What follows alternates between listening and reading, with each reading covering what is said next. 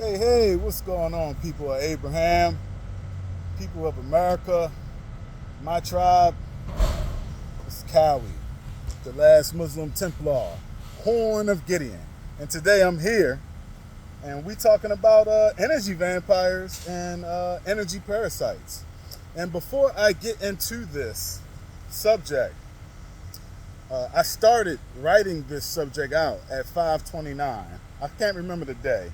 The time called to me, so I went to go look up the time. It was 5:29, and the meaning of 5:29 is one should be adaptable and resourceful. It also urges one to step into their power, to not be passively afflicted by external circumstances, to develop strong and positive connections, socially and professionally, as a way to achieve harmony, balance, and growth in one's life. It also means one is aligned with their destiny and purpose. I thought that was very fitting for right now in my life and just recent events in my life. I thought, I, you got to know when God talking to you. God talks to me through numbers. All right, let's see what we got here. Energy vampires. We're getting into it now. I got energy vampires and energy parasites are jinn or demons, however you want to call it, that possess humans. They love people of authority and the anointed the best.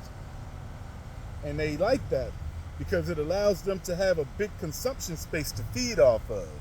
So energy vampires and energy parasites, they particularly don't they don't try to go for low hanging fruit. They like to try to go for people that they know move around a lot of circles and got a lot of influence.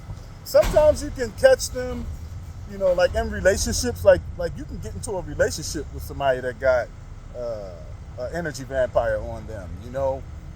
Somebody who doesn't have their own purpose, you become their purpose for living, for everything, and they just be feeding off of you the whole time. That's an energy vampire. So be careful with that with the temple leaders, and be careful with that with your personal life too, because you do got some of those out there. But they mostly go for people of influence. Let's keep it moving. The characteristics of someone being bedeviled by these kinds of entities are emotional manipulation.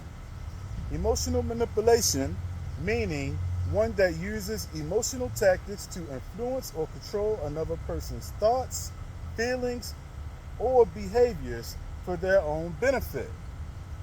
They may use tactics like guilt tripping you, gaslighting you, or playing on your vulnerabilities to accomplish this emotional manipulation. Again, emotional manipulation means one that uses emotional tactics to influence or control another person's thoughts, feelings, or behaviors for their own benefit. They may use tactics like guilt tripping you, gaslighting you, or playing on your vulnerabilities. So you gotta be careful what you say to people. To accomplish this emotional manipulation upon your life. Another trait that these energy vampires have is charisma, but it's not a normal charisma. This charisma can drain you of devotion. Again, energy vampires have a charisma that drains you of devotion. It feels good at first when they're doing it to you, but after a prolonged time, you can feel how it's draining you. So let's get into the meaning of devotion. Devotion means love, loyalty, or enthusiasm for God. So they have a charisma that eventually starts to drain your love, loyalty, and enthusiasm for God. You see, the possessed want to become your idol. They want to be your God. But they can't just outright say that to you. And to be quite frank with you, some of them don't notice that they're doing it. some of them don't even know that they possess. But you do have some people who absolutely know what they're doing. So let's get back to that. You see, they want to become your idol, but they can't just outright say that. So they use the laws of God, the King of Kings, Jesus, and the Prophet Muhammad, peace be upon them all, to channel your devotion from God to themselves.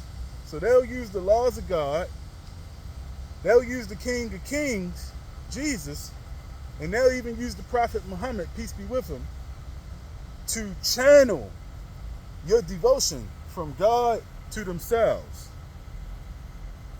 And it's not something that happens, it's not a one-day event, it's not a one-week event. It's when you have prolonged interactions with them that they start to develop this channeling that happens.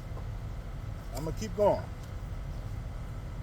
Once they have developed a proper channeling of your devotion, they warp your faith from God and his written prophets. And I put written prophets for a reason, because there's a lot of people out here calling themselves prophets, and this ain't me jabbing at nobody, but it really is a lot of people out here calling themselves prophets. I never called myself a prophet, and I told you guys my story, but even if God himself told me I was one, I don't know. I'm hesitant in calling myself something like that. I'm just giving the word. But let me start that over. Once they have developed a proper channeling of your devotion, they warp your faith from God and his written prophets to themselves. And I put written prophets because I'm a believer that we get deliverance through studying the prophets. But I'm going to keep going. Most energy vampires will try their best to keep you partially healed and partially connected to God. See, they gotta make sure they feed you a little bit. Some of them know how to feed you right up to the point where you almost feel like you got your own personal connection with God, but it's really them feeding you God. They accomplish this by making sure you are never fully covered with the armor of God. And the armor of God is very important. The armor of God can be found at Ephesians 6:14 through 17. God's armor is one of the base pillars of my teachings. And I believe that everybody needs to have the armor of God. I don't care if you study the Prophet Muhammad. I don't care if you study through the Prophet Jesus. You need to know the armor of God. I got a prayer right on all my pages. I got the armor of God prayer. You can go up there and get the prayer, and take it a step further and actually do what the armor of God is saying. The first thing it says to do is to wear the belt of truth. That means to remove yourself of lies. If you can, I would even say, if you lied to some people and that lie turned into some kind of curse, prolonged lie that just ended up maybe doing something to that person, I would say go back and correct it.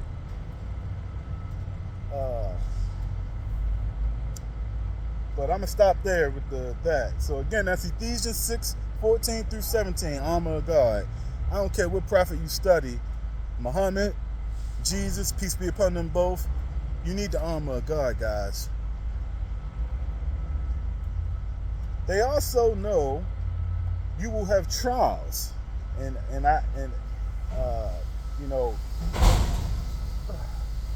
sorry. I believe every temple leader knows that you're going to have trials that parallel the written prophets of Scripture.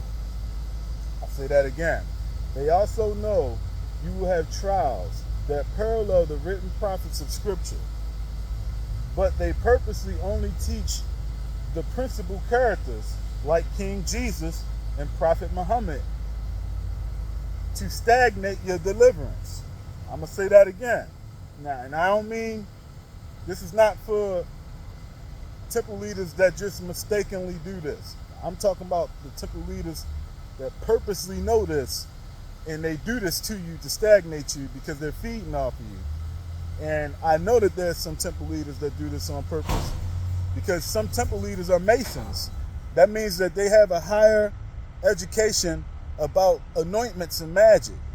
So even if they didn't know, by the time they became a Mason, somebody taught them something about it, because it's base knowledge. I'm going to say this again. They also know you will have trials that parallel the written prophets of Scripture, but they purposely only teach principal characters like King Jesus and Prophet Muhammad, peace be upon them both, to stagnate your deliverance. What does the word deliverance mean? Deliverance means to be set free. You see, temple leaders above all people know the power of conviction when one hears himself in the stories of the prophets. You see, when you in a trial, a prophet trial, what I call it, they happen every 7 years. You get prophet trials. Well, every 7 years you get judged on your trials that you had. But when you study the prophet that might be the closest to the trial that you're having, you're able to set yourself free quicker when you are really tapping into the scriptures of God, and you really tapping into learning these prophets, especially when you're going through a trial or you got a trial happening. I got out of my last trial I was in from Prophetess Miranda. Got me out of my last trial. I was in a Joseph trial.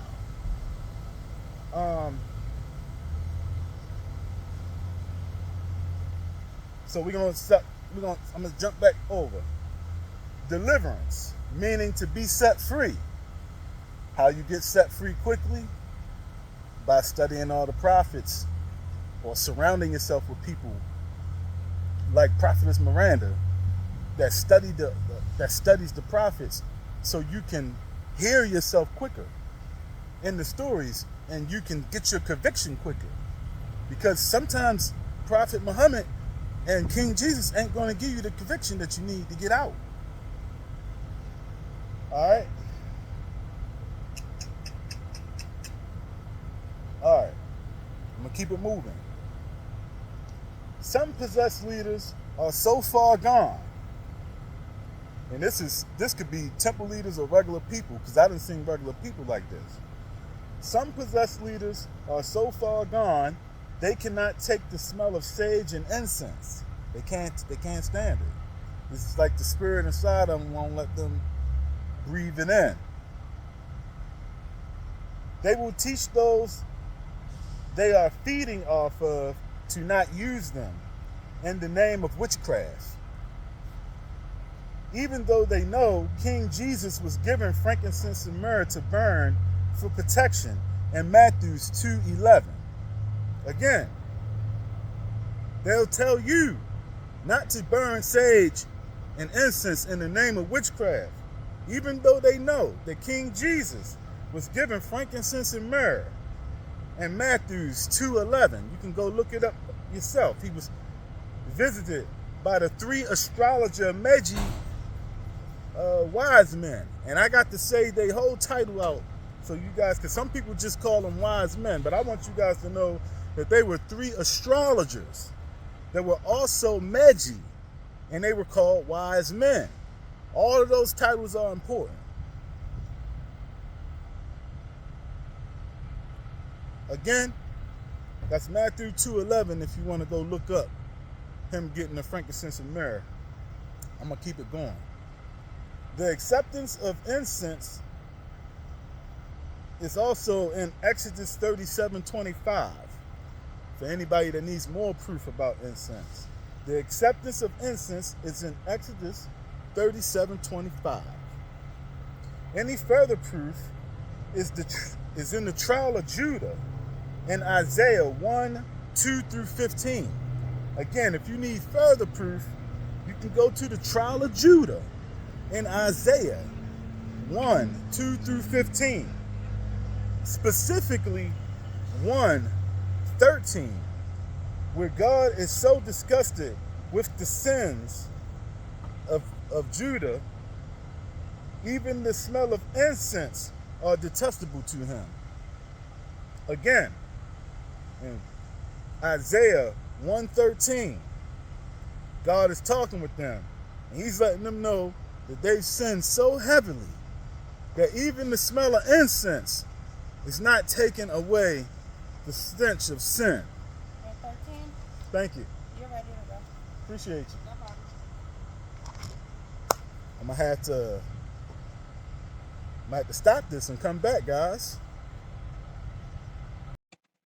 Hey, don't forget we got those essential oil-based camphor incense for sale. Right now, you can get 3 packs for $10. Jumbo, 30 sticks in a pack. 11-inch, 100 sticks in a pack. 3 for $10. All you gotta do is go to theincenseman.com. You know we got you. Come get with me.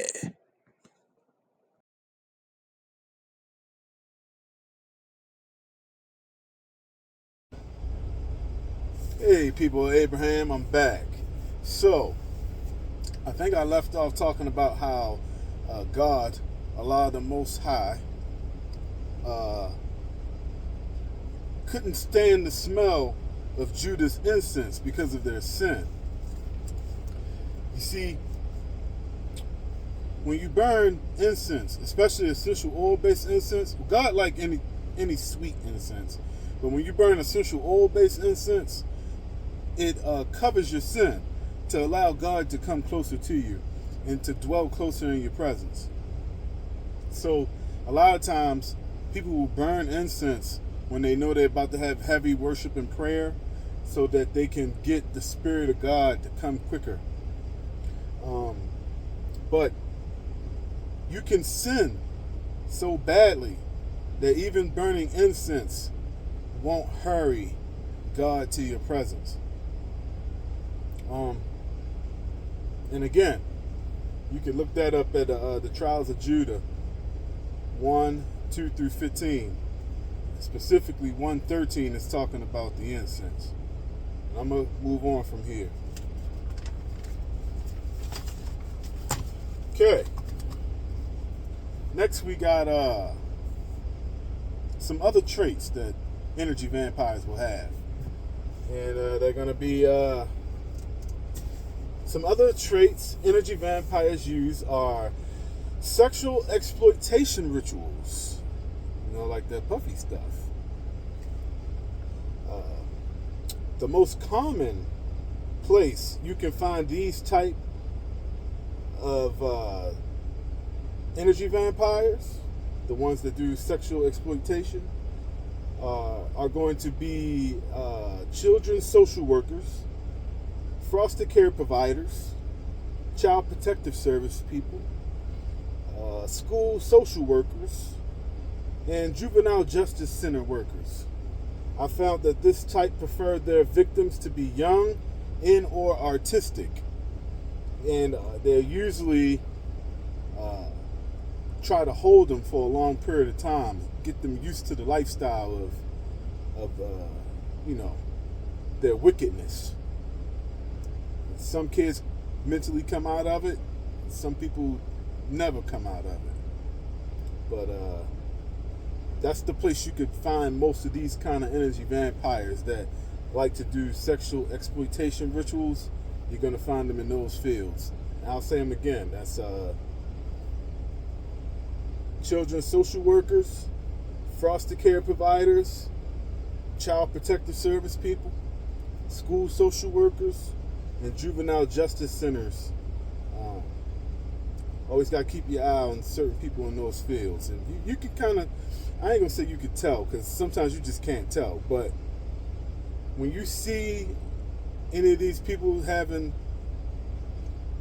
a weird connection with a child, or acting like they just like they don't want anybody else around the child, and they just constantly kind of keeping the child to themselves and keeping them isolated, that's something to always look at.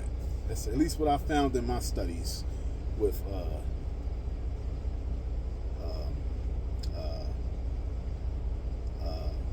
finding energy vampires. Next is twisting of doctrine.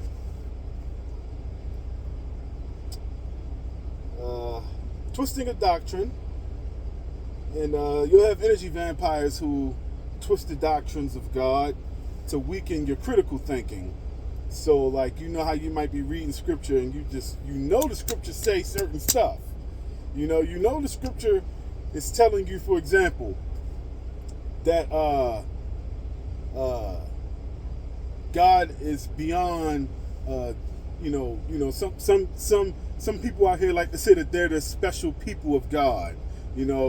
Where God done made anybody special that accept Him as their God. There is no God. Don't have no special people in His tribe anymore. You either follow His laws or you not. You either doing what's right or you wicked. It ain't no I'm special and then y'all come in after me. Those days are gone. God don't operate like that no more. So yeah, you got some people that like to twist the doctrine to mess with people's critical thinking. And I think at this point in life, we need to call that stuff out when we see it. We need to separate ourselves from the ones who do that.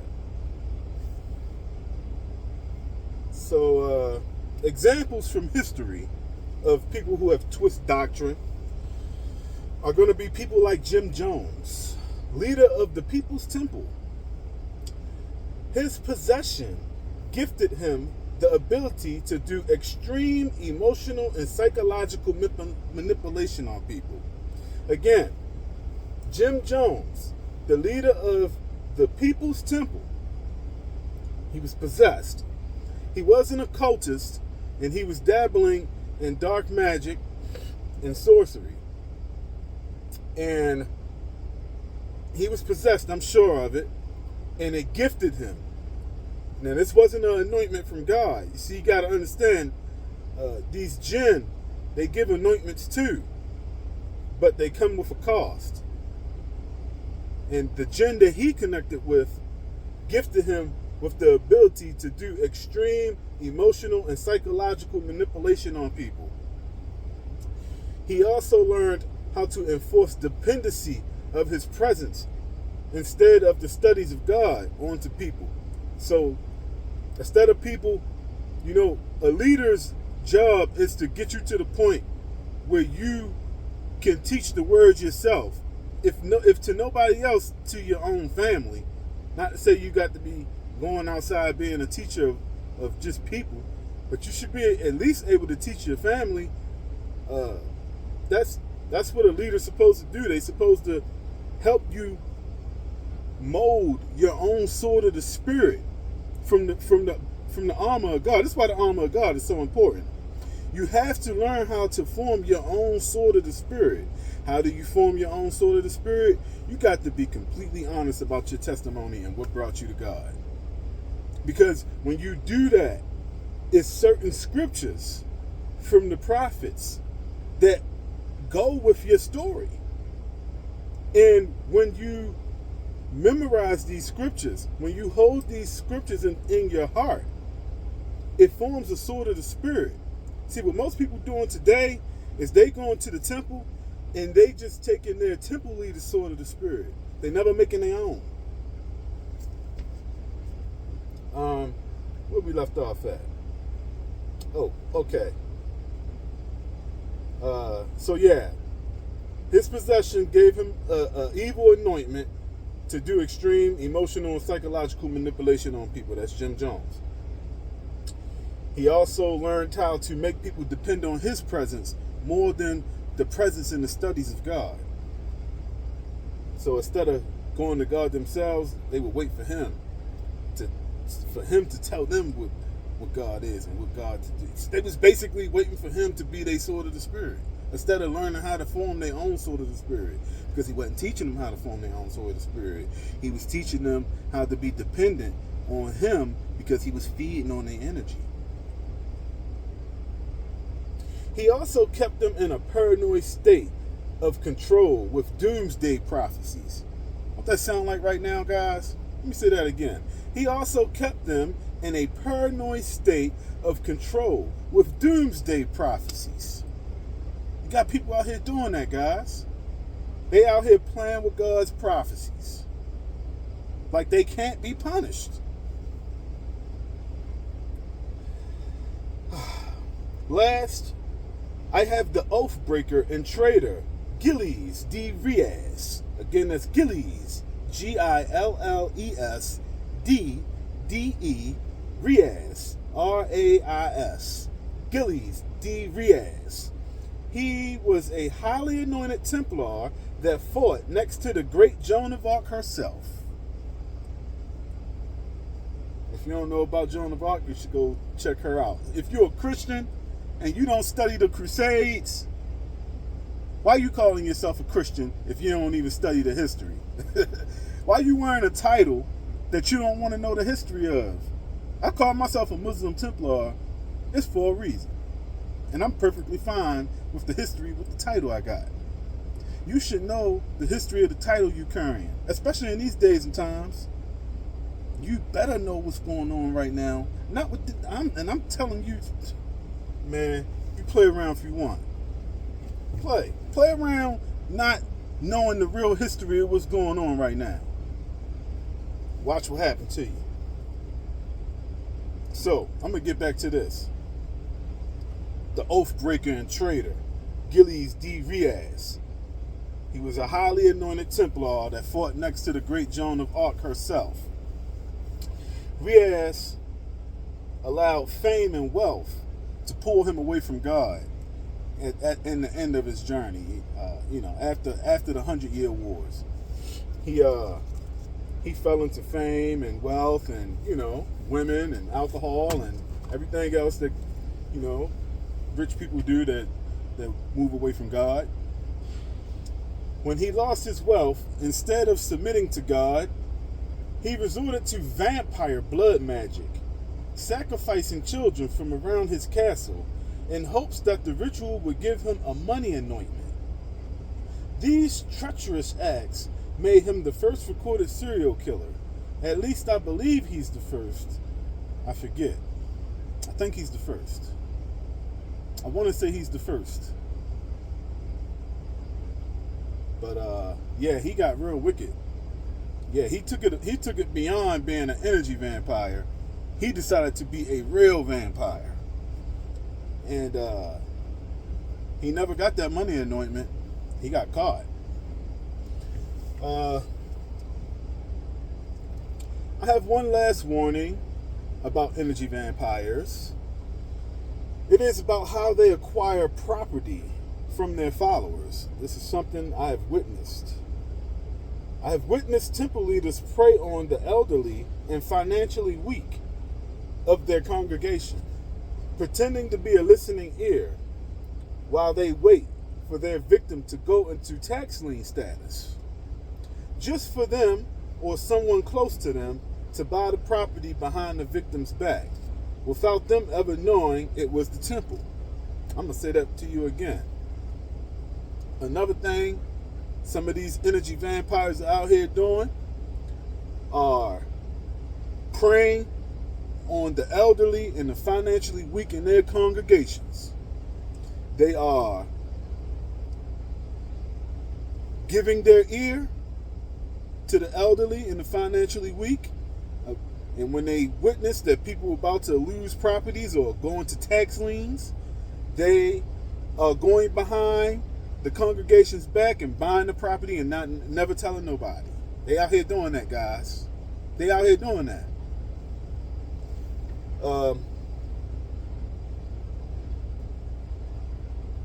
I got one last thing, guys, and that is I'm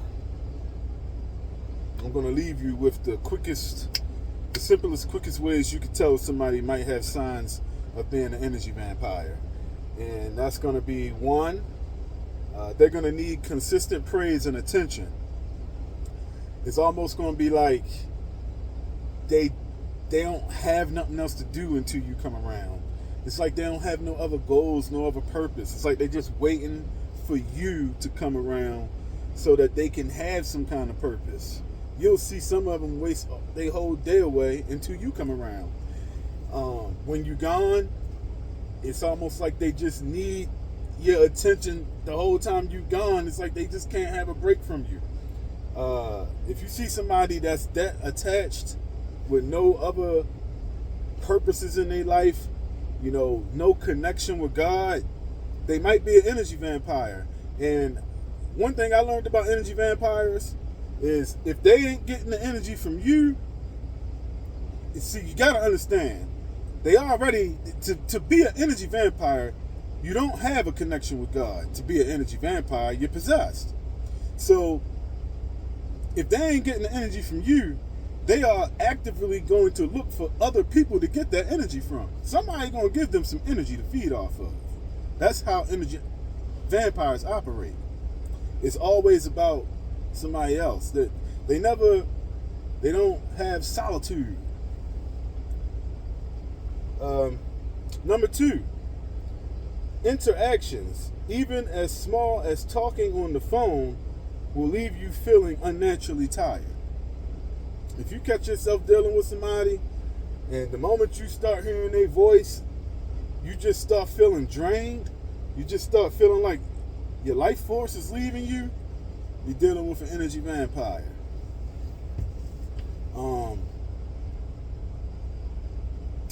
The only thing you can do is disconnect from people like that. I would even say let them know that they got an energy vampire in them. Anytime I run across people that got an energy vampires, I let them know, like, man, you got an energy vampire in you. Because, and some of them, they won't believe it. Most of them won't believe it. And it might take them a little while to understand and get it. But I don't think you need to wait. At least in my life, I learned, don't wait. Because when somebody is possessed by an energy vampire, once you realize that it's there, you have to separate yourself. If you care for yourself, if you care for your well-being and your mind to be at peace, you need to separate yourself, no matter how much you care for that person, or you're gonna get yourself misery, and they already in misery. And the more you separate yourself from them, the more you'll see how much misery they really are in. Because a lot of times, and I'm talking from a relationship point of view, when you connect with somebody that got an energy vampire, it's hard to see that person is possessed by something at first. Until you get some space away. And then you be like, hold up, I can actually see it now. But I'm just over talking at this point, guys. I'm done. That's all I got. I hope you guys got something from this. I don't know when the next class is going to be. I have something whipped up. Good news, I lost 30 pounds, guys. I lost 30. I basically been losing 15 pounds a month. I've been on a fruit fast the past couple days. So I'm hoping if I pull away from the meat for a little while, I can turn that 15 pounds a month to 25 pounds a month. So I was in the 300s. Now I'm back down to 270. 250, I look skinny. So I'm only like 20-30 pounds away from looking skinny. So I'm like, all right, let me just, I want to see if I can get down to 220. That's what I want. I want to be back at prime boxing weight level. You know what I mean? 220, that's a nice boxing weight level. You know what I mean? That's a nice size. That's what I want for myself. So that's my good news. I hope you guys are having a wonderful day. If not, I'll pray for you. That's it. That's all. Stay away from the energy vampires. And if you are an energy vampire, pray. Go to God. Pull yourself away from the world and put your face and your brain in the scriptures. Peace be with you. Later.